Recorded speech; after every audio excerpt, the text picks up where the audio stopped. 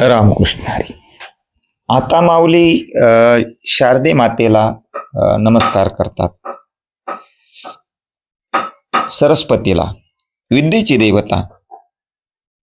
आता अभिनव वाग्विलासिनी अशी असणारी अभिनव तू वाग्विलासिनी आहेस, माझ्या वाचेला काय देणारी आहेस? चालना देणार आहेस.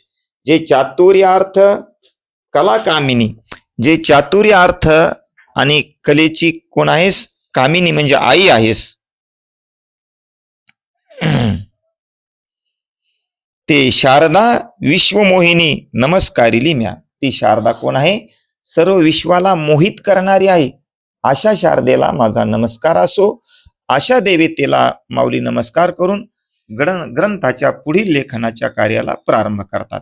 म्हणून आपण सुद्धा माता सरस्वतीलाच नमस्कार करायला पाहिजे. कारण जिभेच्या टोकावर तिचाच वास असतो. जिव्हाग्रेवश लक्ष्मी, जिव्हाग्रेश मित्र बांधवा, जिव्हाग्रेश मरणम ध्रुव, जिव्हाग्रे बंधनम प्राप्ती.